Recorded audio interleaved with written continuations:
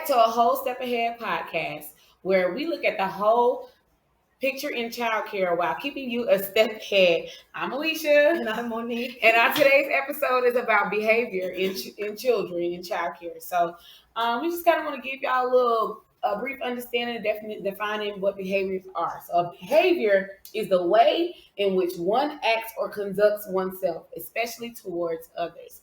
So a behavior is just how your child moves, breathes, explores, learns, and how they act within their environment. Yeah. So typical behaviors for infants will be crying, cooing, kicking, putting things in their mouth, and just moving around, rolling over. That would be for infants. And toddlers would be like walking, talking, crawling, babbling, biting, exploring, putting their fingers in sockets and things like that. You know, yeah, it's unsafe, but it is a behavior that they might do because that's a part of them trying to learn their environment. And for preschool, it will be more talking, running, laughing, playing, interacting with others. And because preschool, they start to understand more about the world around them and how things work. So these are just typical behaviors that you'll find in your children or children in your care. So there's that. So today, though, we're going to talk about behavior issues. Right. And behavior issues are just the challenging behaviors. Mm-hmm. And there's typical challenge behaviors, and then there's extreme challenging behaviors. Right. So first, we'll do some typical challenging behaviors, which is, temper tantrums. Mm-hmm. Kids with those temper tantrums up until they teenagers. Yeah. It just looks different. It just looks different at every stage. I'm sorry. My 15-year-old, she still does temper tantrums. Right. Of course, it's just her going in her room because she's mad. Right. And my 2-year-old is throwing himself on the floor. But it's a tantrum. Same thing. And some adults throw tantrums too. Okay, moving on. Not sharing. Yeah, is a typical child behavior because especially when you want a toy, of course, you don't want your other people to play with the toy. But let me say something about sharing. I don't believe in sharing. I don't. I'm gonna just say it. I don't believe in sharing. I don't believe in making kids share because as an adult, if Alicia comes to me and say, after you're done with your car, I want your car. Yeah. You know what I mean? Yeah. I'm not going to be like, okay, sharing is caring. Right. Here you go. But I mean, if she needs it, I need it. But I'm not obligated. Right. So I feel like we shouldn't put it in kids' heads that they're obligated to share something, especially if it's their toy. I actually agree with that too. Like, I think that establishing healthy boundaries at a young age will help you be able to establish them when you get older. Mm-hmm. Yeah, because if you're always like saying, oh, you need to share, and they just feel obligated to do so, and then we be feeling bad when we don't want to share something as an adult. As an adult, right. So, and I'm not saying, what I will say is go ask so-and-so when they're done if they can use it, but if they tell you no, you have to accept that. And that's what I tell the kids because I feel like you can ask. Mm-hmm. All they're going to do is say no or yes. So, right. I have a child that does not like accepting no. I do. And I'm just like, dude, you gotta learn to accept no, because then you get the behaviors like throwing yourself on the floor, and we haven't said this one, but headbanging. Oh yeah. Hitting. Mm-hmm. So stuff like that. Oh, that's well. Yeah. Well, we get to that. Impulsive behavior at a young age. Kids are very impulsive because their brains is not fully thinking things through. Yeah. So it's more like if you ever just watch a kid and they just like taking stuff or just hit, it's an impulsive behavior, and it's normal. Being stubborn, kids are stubborn. It just happens. Like you tell them to do something, they don't want to do it, right, or they refuse. That's a typical behavior. And most people don't know this, but lying is actually a typical child behavior. Mm-hmm. Because who doesn't lie? We just lie. You see it as a child, but it's up to the adults and parents to help them correct it. Yeah. But it is a typical child behavior issue. But these are just some of the normal behaviors that you can come into as working with kids or being around kids. So we're just going to get into the challenging behaviors. Yeah. Which one started? Or you want to? Well, wait. We're gonna revert back. Yeah. Sorry. We're gonna go into coping. You want to do the coping? Yeah, that's fine. We can talk about coping because how to correct. Well, no, let's just talk about the behaviors first, and then we talk about coping. Gotcha. Yeah. Okay. Well, first I'm gonna say this, and I totally sure I was gonna say this. Okay, so working in childcare, I just always had an issue with us saying that, you know, people come in, where's the behavior children? Where's the behavior child? Who's your behavior child? Bring the behavior kids over here. And in my head, I always felt like there was something wrong with that verbiage, but I just didn't know what it was. Right. And so when we were, you know, researching this topic or whatever, it just came to me that Alicia read the behavior definition and it says just how one conducts themselves or acts. It doesn't say bad behavior, or you know what I mean. It's nothing bad. It's just how you conduct yourself or act. Right. So when you're saying who's your behavior child, every child is a behavior child. Because every child behaves. Every child behaves. When you go into the store with your child, what do you say? Be on your best behavior. Right. So we're putting behavior as a bad tone, then what are we saying to this child? Especially if we're saying in front of, where's your behavior child? Oh, there he go. That's not something, we're labeling this child as a behavior, and they're not their behavior. Yeah. Because behaviors can change. So definitely gotta be careful, like how you label your kids, or it's honestly like when they're very young kids, young children, once you give them a label, they believe that to be whatever what they are. They believe that's who they are, instead of it being something they did.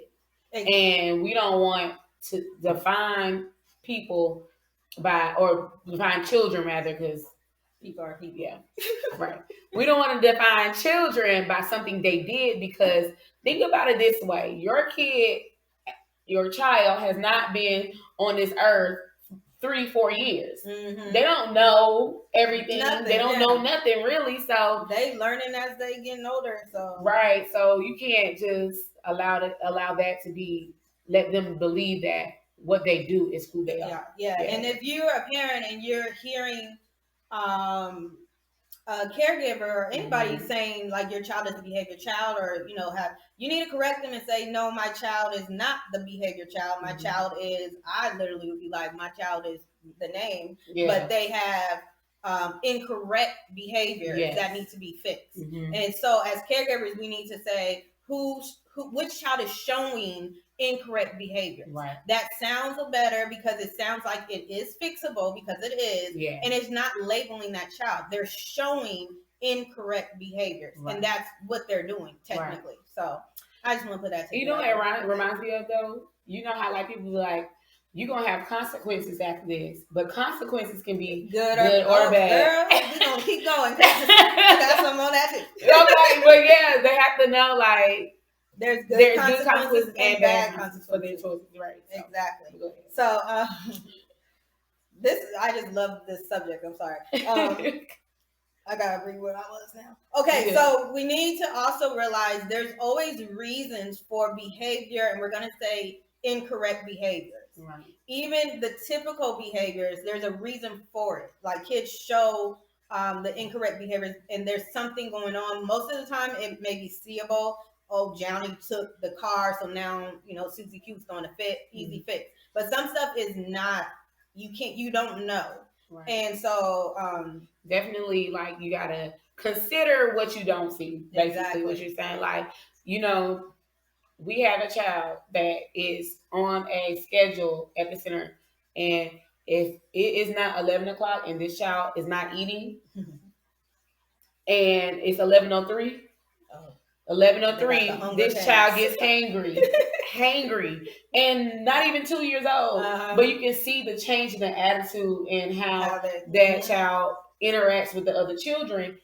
Just a few minutes after the regular scheduled time that we're running behind. It's a big difference. I mean, as adults, when I worked at a center in an infant room, and I didn't even know I was doing this, but they said after a certain time I would shut down and just be like rocking a child, or I wouldn't talk.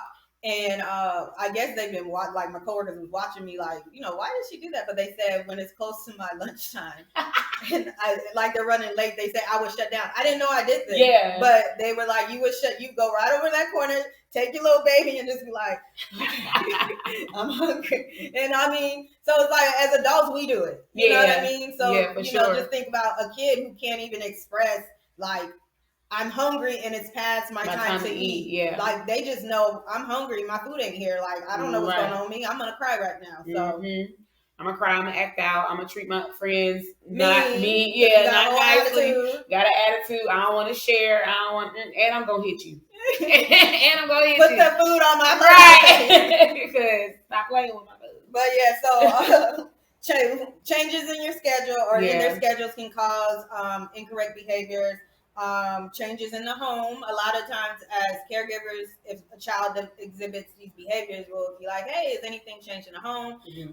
A lot of times it's like dad was gone, mom was gone, dad worked late, mom worked late, divorce, separation, new baby. It could be small changes like you redesign their room and they don't like it. They don't, you know what I'm saying? Or their favorite pillow wasn't in their bed last night. It could. I had a kid that had a whole meltdown because he didn't have a strawberry Pop-Tart that morning. And it ruined his entire morning. Schedule, his routine. Yeah, because I have a strawberry Pop-Tart every morning and now I didn't have it. Now what's next? I don't even know. Am I going to school? Am I even going to school? Okay, why am I here? I didn't have a Pop-Tart. Yeah, who are you? Exactly. But yeah, that's really, really how it is. Like that routine, that small changes in the routine can really be effective when it comes to that situation too. Even changes in the classrooms, new teachers, the teacher might have changed the room around, changed his cubby, changed his desk. That can cause, just think as a parent, if somebody parking our spot at our job, like you get a whole attitude. So it's kind of the same thing with kids. They might be bored. Like, I'm bored, so I want to do something else. So I'm gonna act out, or a bad day. Shoot. Sometimes you just wake up and it just don't be, you just be bad. Like right. This is my day is bad. Like you choose violence that day. These kids be choosing violence now. I'm trying to tell you. But yeah, honestly, like I really feel like that because, like you said, if somebody park in my parking spot, I'm like, ugh. Now what? Like. Now I'm not driving my car. Oh Lord! Threw me all the way off. It has been throwing me off since Friday. I'm not driving. I'm not in my own car, so I don't know where anything is. Do I know where everything is? Yes, but I don't know. I don't know where a whole train of thought. Right. It's so messed up, but that's literally how little children can be, and you can't. You have to be patient. Yes. And considerate. Considerate and understanding. That in their little brain, they can't articulate. My cubby was on the left, now it's on the right. Mm-hmm. They don't know. They don't know that, and that's the next one is they can't express themselves. So just think of something going haywire in your life, and you can't say it. Yeah. And all you can do is, it's like when you get so angry and you just start crying. You're like, why am I crying? Like, but it's just like you don't know what else to do. Yeah. So with kids, so this is not what it's supposed to be. So I'm just gonna act out because that's the only way I can show my frustration or how I feel. And then I say it all the time when kids be acting out. I'll be like, man, is it a full moon? Did the stars align? Mercury Gatorade, retrograde. For real, like, seriously. So I mean, just saying it might not be nothing. They just might feel like, today's the day. Today's the day. I just came in.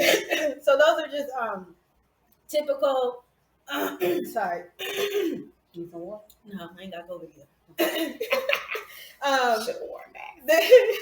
Shut up. That's what you get. We don't have COVID. We don't.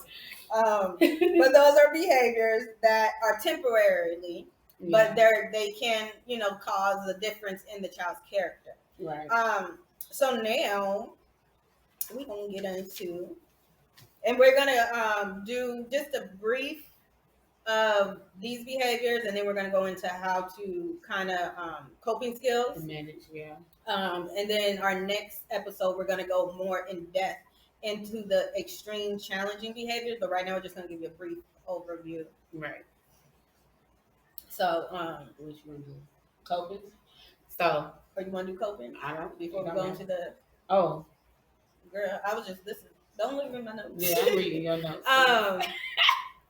Well, yeah, let's do the coping with these temporary behaviors, because coping with the extreme behaviors is going to be a little more than normal. Like, it's this stuff, but a little more. So, right. And we kind of touched on a little bit of coping, kind of like establish routines. Yeah. So, well, first, yeah, with coping with these skills and helping the child cope, should we say, with the skills.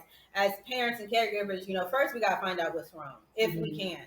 So if it's a change in the schedule, okay, we know tomorrow, let's kind of get them back on schedule. If it's a cubby situation, like she said, you can just explain, oh, this is your new cubby, make it fun, why you moved it or whatever, explain so they can understand, and then get them used to the new cubby. Yeah.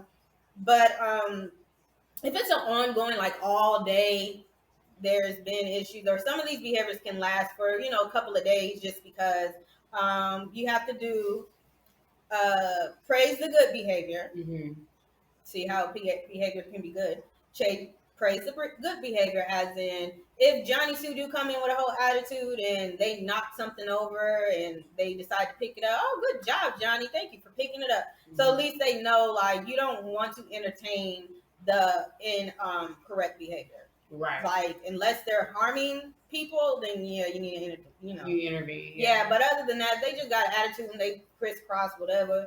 Just let them be. But every time they do good, praise it. You ain't got to reward it. Just praise it, acknowledge it, give it some attention.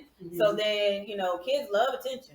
Right. Kids love attention. And they really, like, honestly, like, we have a child that their behavior, every time another child gets picked up first, their behavior is the pouting, I want to go home, and crying. And the first day, this child did not do it. Oh my gosh, you did so good today. Such and such got picked up today, and you didn't. I'm so proud of you. You told them bye. You told them have a good day. You know what I'm saying? And then you just do that every time they do it. Now, the next day, he was better. The next day after that, better again. Then we went backwards. But it's okay, because he understands. You can tell that he understood, like, okay, I'm getting praise for the good behavior. And so now he might still cry, but it's not as long. Yeah. Well, they might have been trying to test, like, okay, she praised me for, doing this. I'm going to go back here and see what I'm going to get with that. Yeah. So, yeah. They be testing. Yeah, they do. They do. But, praise the good behavior. And then, I wanted to touch on the other day, Tayson's just been really, like, clingy. And I don't know why. Like, just clingy, throwing tantrums and stuff. And and he's 2, of course. So I literally just had to look at him and be like, what is wrong? Like, why are you like this? And he literally was just like, Mommy, hug. And so it just was like, okay, come here, give you a hug. Gave him a hug, sat down with him, kind of just, made him feel better. And then he went about his day. So sometimes it's just like, I just need some love right now. Like, I just need to be loved. Please just give me a hug. So sometimes kids, maybe at home, they just had a horrible day. Mom was running late, rushing till they come in. And you just need to give them some love. Take some time out, give them a hug. You don't have to say nothing. Some days somebody come up and hug you. You just be like, oh, thank you. I needed that. Yeah. So it's the same with kids. So, you don't need hugs like that? I don't like people hugging me. But that's a whole other story. We're not going to get into that right now. We're kids right now. But yeah, sometimes. Sorry, guys. Sometimes they do need just some love. And like you said, then you go into timeout. I guess some people don't believe in timeout. I don't call it timeout. I call it regroup. Nice. My friend calls it reflection and regroup. I think that's what she calls it. Nice. And of course, with my little 2-year-olds, I just tell them, just go regroup. Go over there, sit down, regroup. And they sit down. I don't put no time limit on them. Like, they can sit down and get back up. I don't care. But I just need them to know, like, just, you need to go. So they go and sit down. Most of them find something to do, and they twiddle whatever they messing with. And then after a while, they get back up and join. And I just let them join. But as they get older, you can go into, like, you need to go down, sit down, actually reflect on your behavior that's incorrect, and fix it. I always say, when you're ready to fix it, you can get up. So some kids, you know, when they get older, they'll go down, you know, sit down. I really don't believe in putting a time limit on it, but I do believe if they get back up and they start acting, you know, up again, then you can send them right back. If we got to go teeter tot, go back up, that's what we're going to do until it's corrected. I agree. I do the same thing. I call it me time. I think you need some me time. What you think? You know?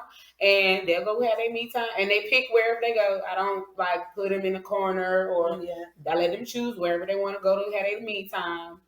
And they'll go sit and sometimes what I will do is what you said, let me know when you're ready to talk about it. And then I'll go over and talk to them about it, and then they come back and join the group.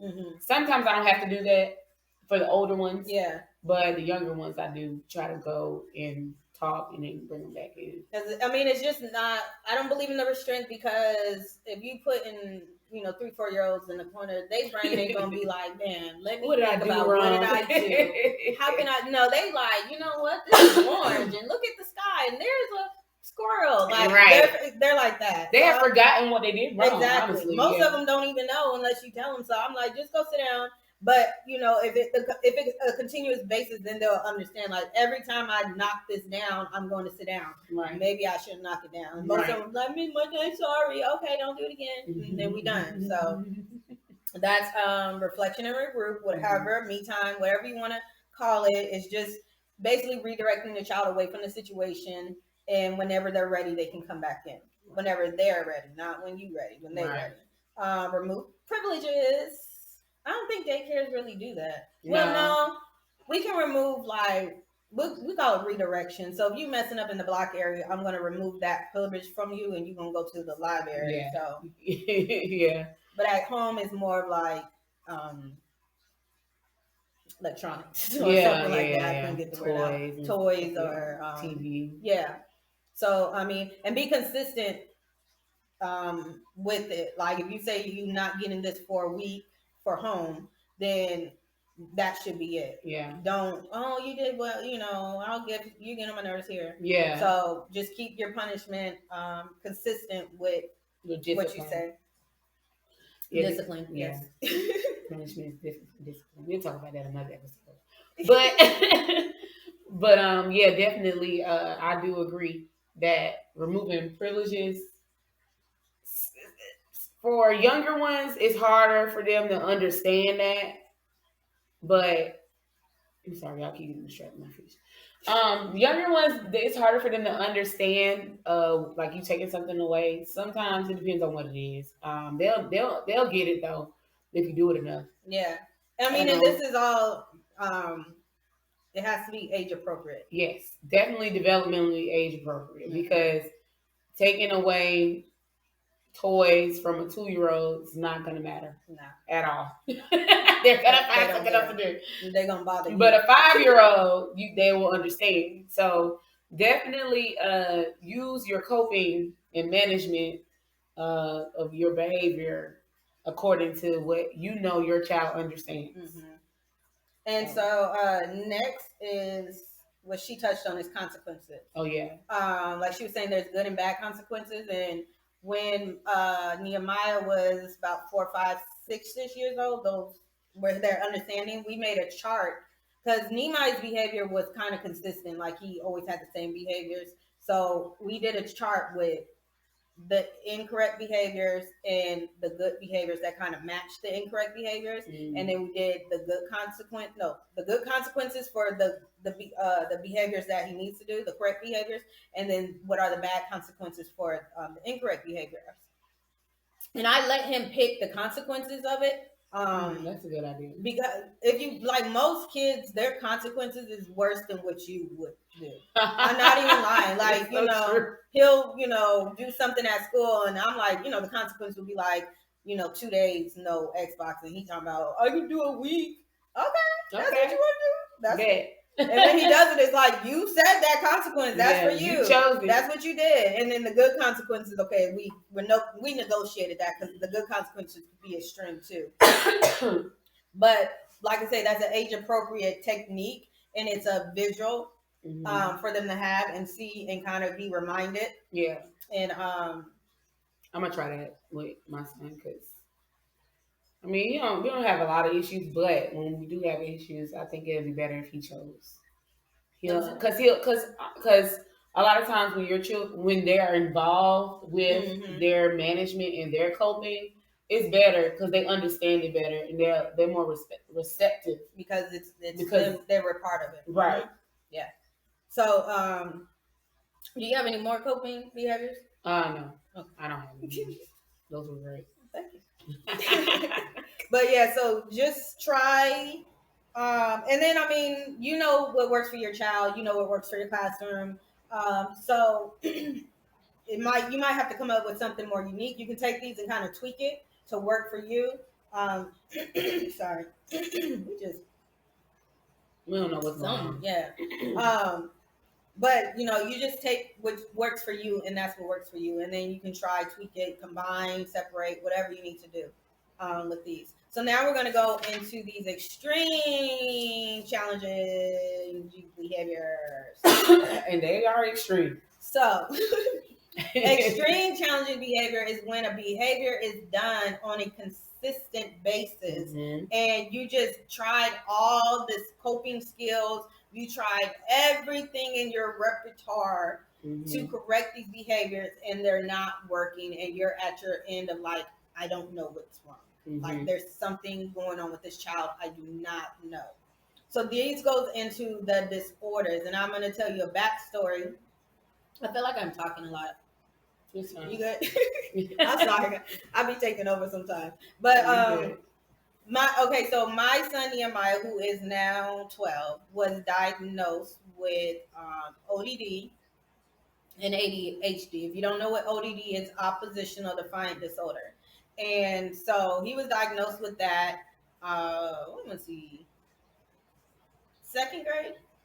But Miss Alicia can contest that he's been having some issues since he was about 4. He was in her class, and so he used to give that class a run for their money.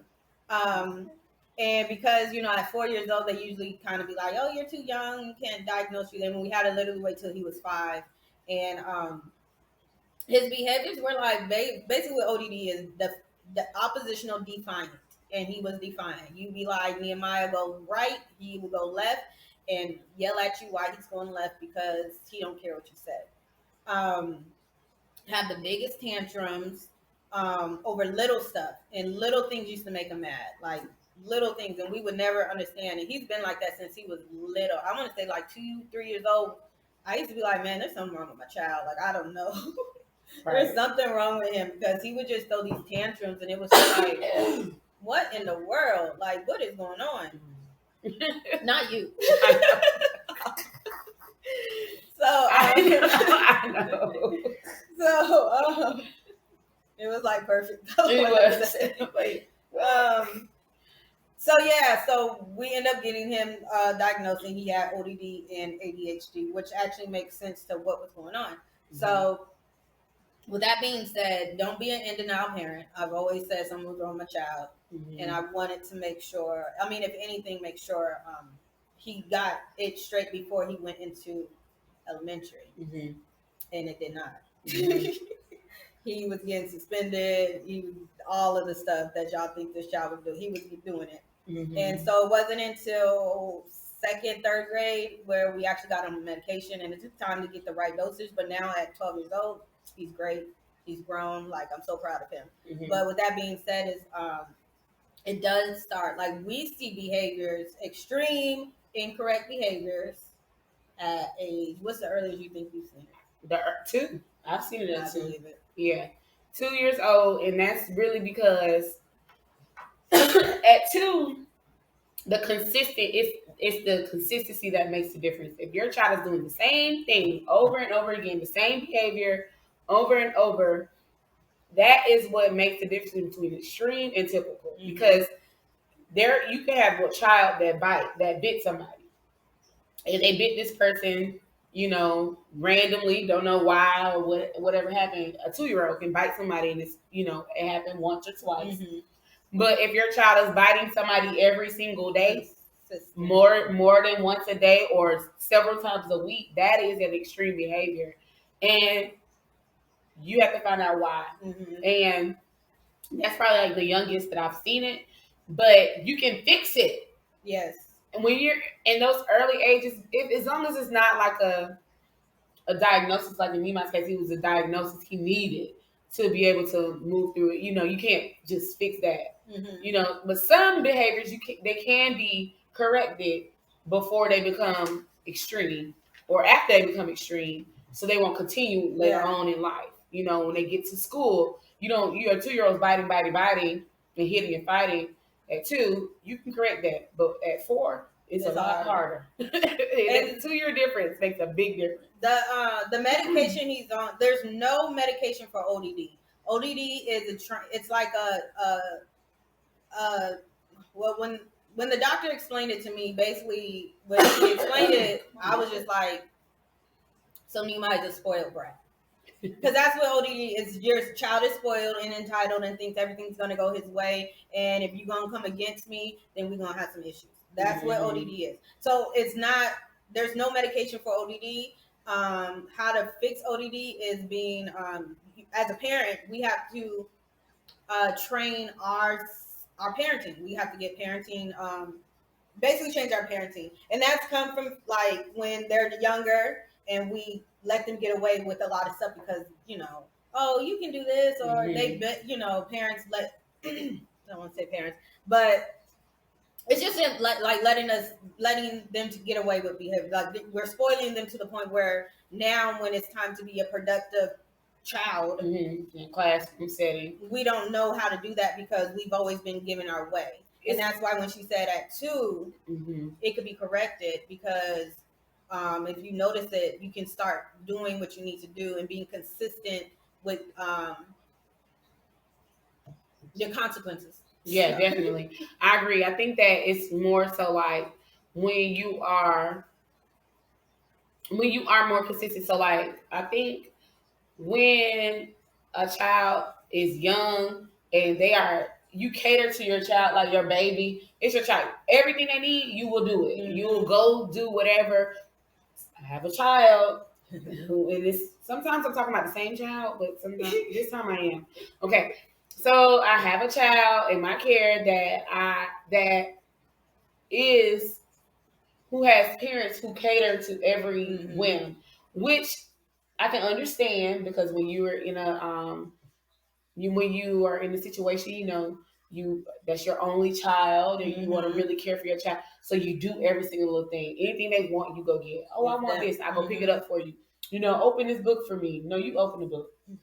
And, and it's not that they can't do it. It's just that you've done everything for them. And the minute it's not done for them, it's an issue. And it's not their fault because that's just the way they understand the world to be. And if you change that suddenly just because they turn 3 or 4 and they just too old for that now, it's just like you completely turn their world upside down. They don't understand how to handle that. So. And then the parents can still do it, but when they go into daycares and schools and stuff, of course, the teachers are not doing that. Right. And I can say, like, with Nehemiah, he was the youngest at the time. And I worked in daycare, and because I was a teacher, the teachers, even my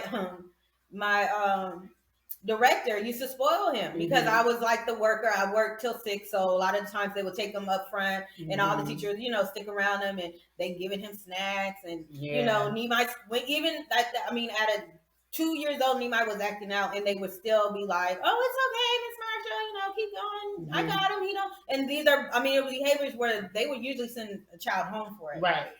And this is when he was younger. So as he got older, and then we actually moved to South Carolina, and it was a whole different set, a whole different teachers. Right. They don't know me like that. So he's expecting, ever since I was a baby up until 2-3 years old, I've been doing this, and they didn't care. Right. And now it's like, nah, bro, we ain't doing this. Right.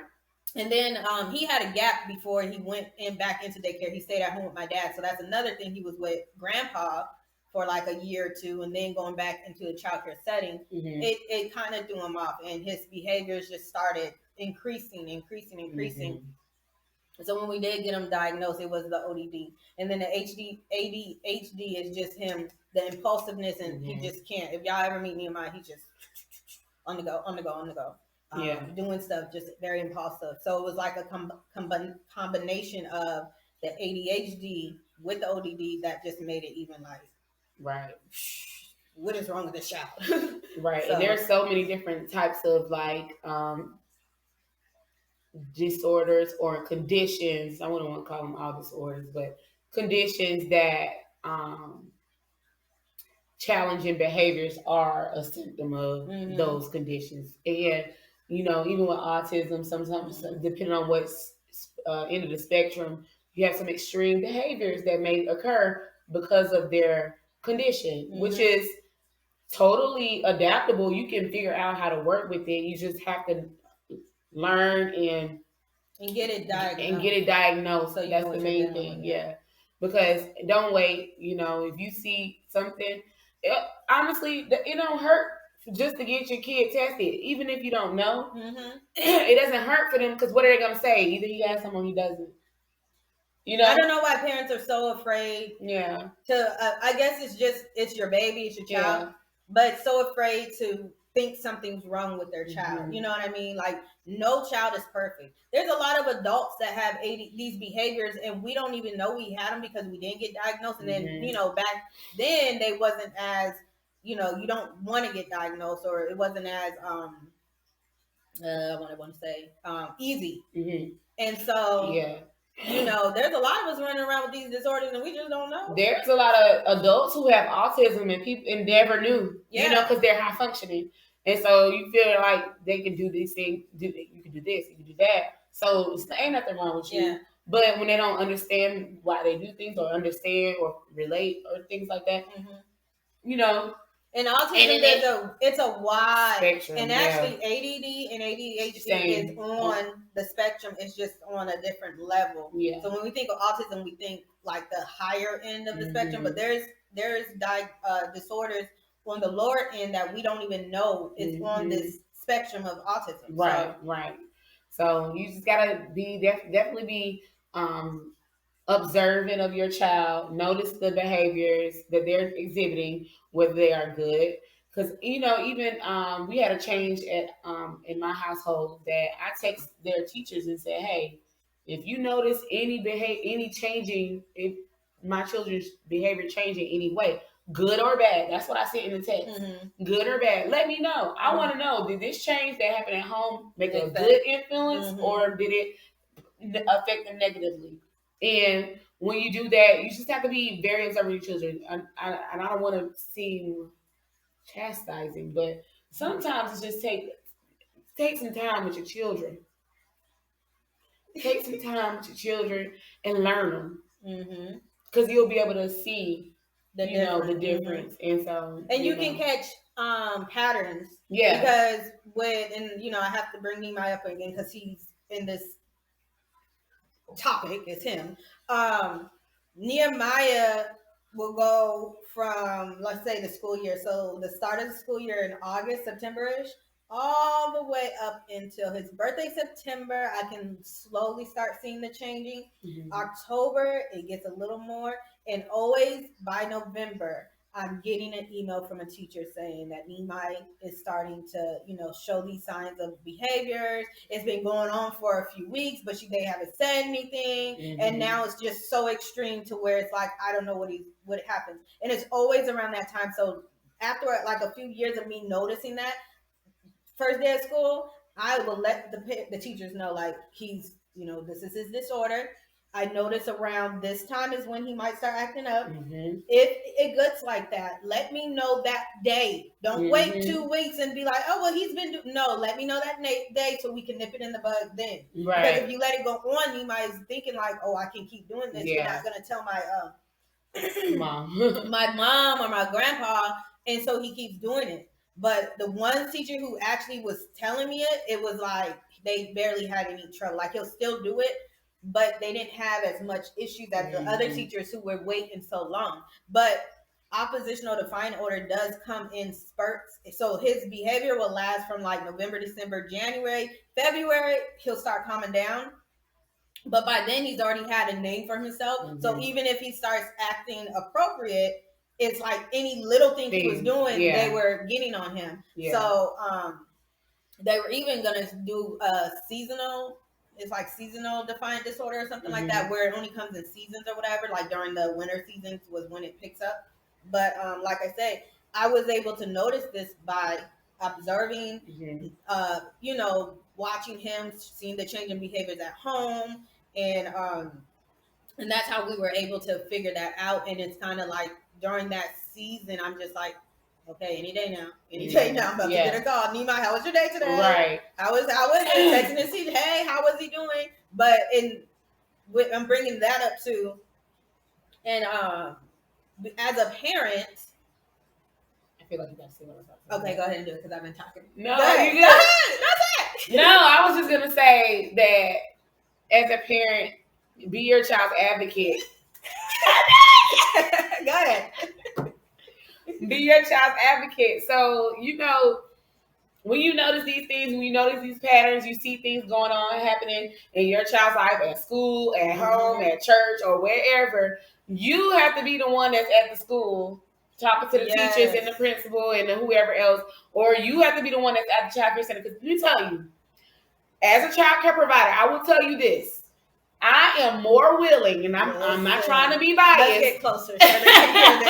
People in the back. Go ahead, Alicia. I am more willing to work with a child and a parent who is in my face all the time, making and working with me and having meetings and talking to me. I am more willing and more understanding to their home life and their home situation and their life and their situation than I can be. It's almost like it's impossible for me to help the child in the best way that I can if I'm not talking to the parent and I'm not communicating. So it's not like, oh, I'd rather work with this parent because they come and talk to me. It's not that. It's just I understand this family better and their dynamic and this child better because I do talk to the family. I do have a relationship with mom and dad and brother and sister. When my families come to pick up their kid, even though they're at the door and stuff, sometimes their siblings come to the door. I establish a relationship with their siblings as well. And that way, I can talk when that child has a behavior at home. I can say, "Did your sister Susie do such and such and such?" Or say, "Where was Jane? Where was Jane when she did this and this and that?" I can do that because you have that. I have that relationship. I have the rapport with the child, and I can help the child better and understand themselves and understand what's going on, right? And so when you're your child's advocate, when you're always in the face, when you're always texting and emailing and calling and phone, going to the parent-teacher conferences, it makes a big difference in your child's daily behavior, good and bad. Because when you're not there, we notice that too. And I mean, she's not saying like if you're not there, she's going to treat your child bad. No, because and that's what I was going to say. Even with us, if you are an involved parent and you're coming to us and you're working with us and you're, you know what, try this at home. I'm going to try this at the daycare. Let's try this. Let's do this. And you're showing me that I want my child to succeed. I'm going to work with you. And so when that child does have a bad day, I'm more understanding because I know mom and me decided to change this up in your house or this up in the classroom and it doesn't work and you're acting up. So then I'm able to be like, yo, mom, that didn't work. Let's do something else. Now, if you're a parent who is just like, whatever, or blaming it on us all the time, then it's gonna be like, Johnny act up, calm mom. So she can take care of this. She can deal with this because you want to not care. We're not gonna sit up here and let your child run amok in the daycare, ruin it for the other, you know, people. Other parents see that. Other parents know. They know who the children are with the incorrect behavior. They know. And they come in and they see that. And they don't judge us. They judge you as a parent. And they have the right to, because it's like, why does this child, every time I come in, is acting up? What does this parent do? I've had parents like, what are they doing about this? And I'm like, ma'am, I can't help you. And I can't tell you anything either. You know, it's hard. It's really hard because, you know, when other parents come in and I don't really have, at my other center where I used to work, these parents would know the other children by their name. And I know that's Johnny over there acting up. How was Johnny today? You got it's other parents asking me about your child. You know what I'm saying? You don't even ask me about your child. Feeling sorry for us. Feeling sorry for the providers because we have to deal with that. And like I said, I'm not trying to chastise or anything, but being your child's advocate is the best. And I'm gonna tell us. When I say us, I mean us. Us is us. We need to be in somebody's face about our children. Okay? We need to be in that's just the bottom line. And because I have a parent who I just had a meeting with on Friday, and she and I talk every single day. She has one of those children. She knows she has one of those children. The showing of incorrect behaviors. Right, that's showing incorrect behaviors and consistently. Mm-hmm. That is eventually it's going to be extreme. When they first came, she didn't tell me. Day one, I already knew. But I always give my children a chance before. I always give about 2 weeks of observation. And then after that, then I have a conversation with parents. I try to do that because the adjustment period for coming to a new center and stuff like that sometimes can be difficult for your children. So you give them about 2 weeks, you mention it, then you give them another 2 weeks, see if anything changed, then you have a conference and talk about what we can do to make things better. Okay, that's my process. That's vaguely my process, but that's just pretty much it. But we talk every single day. Mm-hmm. She lets me know what's going on at home. We had an incident Friday that I had to pull her in the office. Hey, Mom, let's sit down. We got to talk about this. She told me, I'm so glad my child is here because if he was somewhere else, go ahead. He would not have a place to go. Mm-hmm. And that partnership between you as the parent advocate and the provider, because the provider can be an advocate for the child too. Mm-hmm. When we have that partnership, there's nothing like we can accomplish a lot for that child. We always got to remember the best. We're doing things with the best interest of the child, and if we're not doing that, then we're doing something wrong. And so mainly, like I said, with this parent, I'm not gonna put this child out. Mm-hmm. I'm not, because I know she needs somebody to help her. Yeah. To work with her. Yeah, to work with her. And that's what we want to do. That's what we're here for. That's what our goal is, to help strengthen our communities and our children and build their foundations and things like that. And that's what Whole Child Development Center and the Step Ahead Education Center, that's what we do. That is that's what we do. I haven't had extreme, but I've had some where I've worked with the parents. And and it benefited the child, like the consistency and the structure and whatever.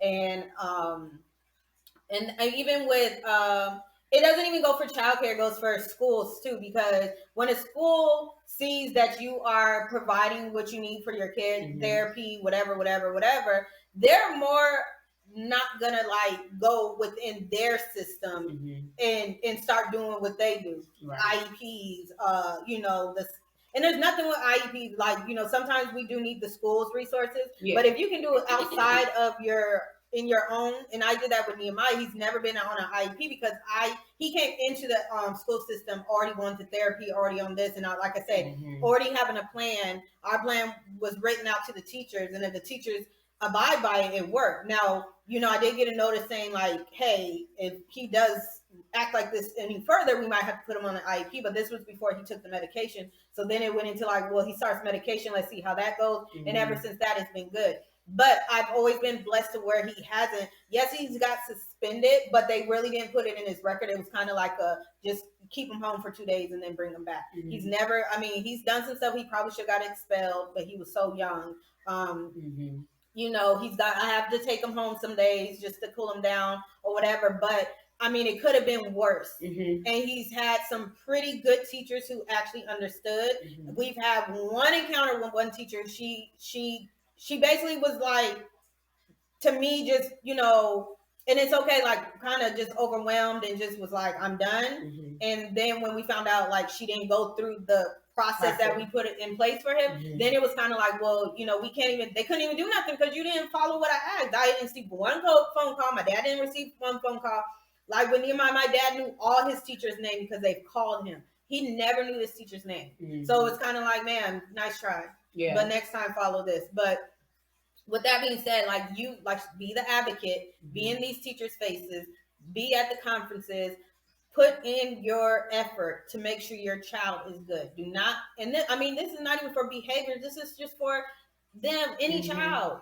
They don't have to have the incorrect behavior. They can be the best child, behaving child in the thing. Just be there. Come to the classroom, see what's going on. Like, just be involved. Yeah, be involved. You're more than likely to get good responses for good, really involved parents. Like, those are the best parents to have when you have children in school or in daycare. I think that's all I got. Yeah, that's cool. No, I completely agree. Be involved. And that's just not for your children who have behavior issues or extremely difficult issues. That's for children in general. Period. Children. Period. Come up to your child, because and that's another thing. Even when your kid is great and doing wonderful, you reap those benefits. The child reaps those benefits, and sometimes I've benefited from my teachers knowing my mama growing up. Oh, I know your mama. Bring her in here. Come on, you come over here, because I know. Oh, you good. I'll take care of this. How many times I get you out of trouble? You know what I'm saying? So if you're in there, you talk to your providers, being there for your child. Think about it. Your child knows that from your child's perspective, your child knows, okay, my mom is always going to be there and fighting for me. Even if they're not getting it right, that your child can see that their mom or their dad or their family member is there for them. Because even with the incorrect behaviors, you still have to be the advocate, because sometimes these people they will do your child dirty just because they know they have these behaviors. I've had a couple of times we had to address the same teacher because she was doing some stuff to Nehemiah that she shouldn't have been. And because I know my child, because I was involved, I knew that don't sound right. That don't sound like Nehemiah. That don't sound like something he would do. We had a whole meeting, and come to find out, and she got in trouble because she did some stuff she should never did to Nehemiah. Like, nah. So be involved, know your child, know your teachers.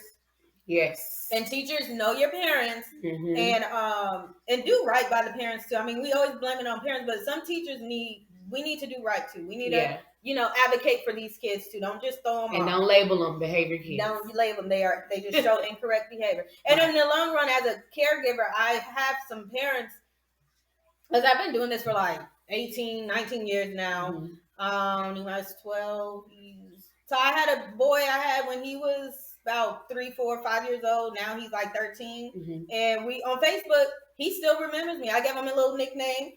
And recently he had a little baseball cap, and he put the nickname on his hat. This was like when he was 5 years old. Now he's 13. He still remembers me. And he was, one of my difficult children. But me and mom, we had this bond. And he got better. But now he's great. I love seeing him. If I ever go back to Washington, I will make that, like, he'll be one I want to see. Yeah. But because we just have this big impact on these kids' lives. Yeah, especially at a young age when they're very impressionable right now, and any and everything that you do will affect them, whether it be negative or positive. And you just got to keep that in mind when you are dealing with your children and dealing with everything that they're all their behaviors, good, bad, or indifferent. Yes. All that is all encompassing. Behavior is all encompassing. So make sure that you are your child's advocate. As a provider, you are your child's advocate,